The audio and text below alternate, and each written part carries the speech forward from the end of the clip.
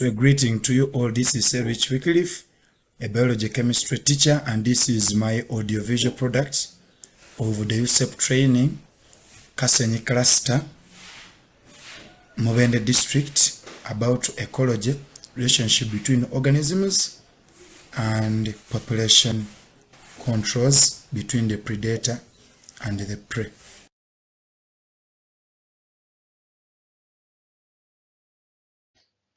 So we are switching to the introduction part, where understanding the definition of an ecosystem is very important.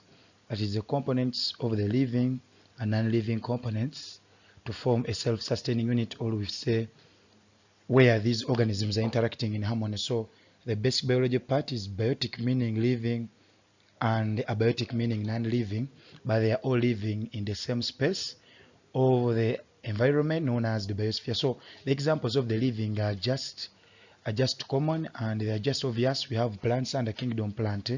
We can switch to fungi under kingdom fungi. So the animals make up the general kingdom of kingdom Animalia, which is very vast. So the abiotic include the non-living, and so the non-living are very obvious. So here I've included water and the edaphic factors, which are factors of soil and its components. Basically, soil is an important factor where all these organisms live as the major component in the biosphere for growth. So let us look at examples of an ecosystem whereby we have the savanna grassland ecosystem, as you can see in the first, whereby you have trees, those are plants, and we have soil, and we mentioned the edaphic factors first in the previous submission, that we have the living and non-living. So we have the plants, but of different nature. So it is an ecosystem, an interaction between soil and the trees, as you can see. We have the aquatic ecosystem, which is the largest and has the majority of species in the biosphere. So the aquatic ecosystem is made up of water as the abiotic, as the non-living, but as well as the living. For example, we have aquatic life. We can name fish, mention but a few. Most mammals live in water. We can switch to the desert ecosystem, which is made up of different biotic and abiotic components compared to the other ecosystems, because this one is made up of the sand dunes. So it is a different edaphic factor, and it holds different biotic components depending on the nature and the climate. So the desert ecosystem is made up of biotic components like lizards, scorpions. We have camels, those that can sustain hot conditions. So it also has the abiotic, so you can look at sand. So basically, the abiotic in ecosystem is made up of only edaphic factors.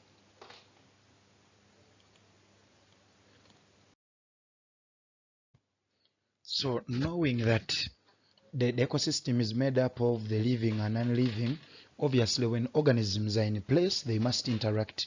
So we understand that the living organisms undergoing nutrition, they have to interact in order to get what to feed on. And the feeding interactions can include predation, mutualism, commensalism, parasitism, and symbiosis. So mutualism is whereby organisms undergo a mutual understanding and they're all benefiting from each other. So commensalism is whereby organisms are in a feeding relationship whereby one of the organism benefits, whereas the other neither benefits nor loses. So the one that benefits is called a commensal. Then parasitism is whereby organisms are feeding in relationship whereby it's one of the organisms benefiting, but the other is not benefiting but losing, which can even cause death. So an example is of parasitism. I can give a malaria vector, that is a mosquito that spreads the plasmodium germ. So the mosquito is feeding on you, but it can also cause death in case malaria comes in. So there is also symbiosis, whereby organisms are in a symbiotic, whereby organisms of different species are in a feeding relationship. So we are going to first switch and start with predation, whereby an organism is feeding on the other in a feeding interaction, but one is benefiting, but the other is eaten for food. So that will be the next.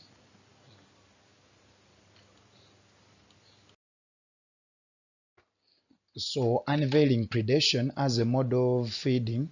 So this is whereby an organism known as a predator hunts and kills the other known as prey for food. So predators usually feed, so it doesn't mean that anything that feeds on the other, that mode of feeding is called predation. But in predation, an organism must hunt and feed on the other in order to survive. So if you can survive without predation, that means you are not a predator. So a predator, the only mode of feeding for it is predation. For example, a lion, the only way it can survive is hunting and to kill. So man cannot be a predator given it feeds on other animals. So man does not hunt and kill. So the one that hunts is called a predator, whereas the one hunted for food is known as a prey. So we have dominant predators like the jaguar, we have eagles, so we have potential prey like warthogs, zebra, we have porcupines, so we have butterflies. So these are all hunted for food. So below I have unveiled an illustration to bring out the adaptations of prey to survive predation and the adaptations of predators in order to get full control over prey in an ecosystem. So the illustration below is for adaptations of predators to their mode. So checking on that, that's the jaguar moving towards its prey, and that's the caiman around 12 feet. But the jaguar is a potential predator in terrestrial life. You know, it's very aquatic and it has swiftness. You can check that swiftness. It holds specifically by the neck using its sharp canines, and it carries the prey all away from its potential habitat. You can check that the crocodile is very efficient in water, but so it is trying to take it away from its habitat. So we are also switching to adaptations of the prey to survive. So on the screen view, that is an example of an assimilation. We are going to look at an ecosystem that is terrestrial, whereby we have the abiotic, that is land, and we have the living organisms. We are giving a case study of a rabbit living in its ecosystem. But now we are going to look at how populations of predator prey control populations of the other, whereby when predators are in place, it controls the populations of the prey, and even abundances of the prey can influence the population of the predators. So we are going to start our simulation whereby without mates, the prey cannot increase in number, though there is abundance of food. So there is abundance of food, but there is absence of mates. So here we shall add the mate. So when we add the mate, there will be interaction, therefore increasing the population of the generation. So we are still at generation 0 because no mating has yet taken place. So when mating takes place, the generation switches to 2.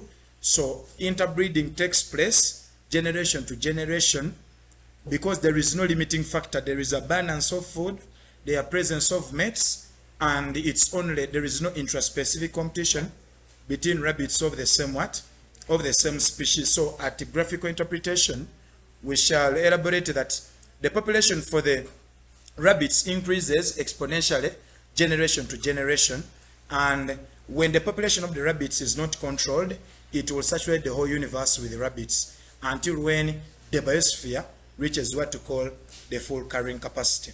So that's the first scenario. When it reaches generation 5, the population moves. So that's the full saturation. So we can also switch to another simulation whereby we must also control the population before reaching its full saturation by involving what we call the predators. So at this time we add mates at the 0 generation so that we increase the population generation to generation, so that when the population is increasing, there is abundance of food and there is no intraspecific competition. These are potential prey, thereby in presence, generation to generation, in absence of the predators, the population of the rabbits increases exponentially without competition. So intraspecific competition takes place, but it's not big enough to control their population. So what do? We, under this simulation, we bring in the wolves. So how will the wolves control the population of the rabbits? wherever wolves come in, their population increases, whereas those of the prey, that does what? Reduces. So it is a feeding relationship whereby when the population of the rabbits increases, the population of the wolves also increases. But in turn, when the rabbits reduce, the population of the wolves also reduces eventually, because they have been feeding on the rabbits. So it's either way. When the rabbits are high, the wolves increase. But when the wolves in turn increase, they will feed on the rabbits and they will starve. So that is also another simulation. So by the 7th generation, you will find that one rabbit will be remaining for the remaining wolves. So the wolves will starve in absence of food. But there is another limiting factor that can control all. That is absence of food, and that's the last simulation. If we are to start over, the last simulation is what we call the overall factor that controls all the predator and the prey. That's food. So we are going to eliminate food. So by the 0 generation, the population is increasing because there is abundance of food. So what do? We wait until when you reach the 4th generation, when the food is present for the rabbits and the rabbits population is high, so we shall involve the wolves because they have got food. So after that, we can put limited food that can control both the population of the predators and the wolves. So we are creating what we call scarcity of food this time round. So scarcity of food will affect both population of the predator and the prey as a limiting factor. So here, this is where the principle comes in, that when organisms occupy the same niche, they compete for the same resources until one of them becomes extinct.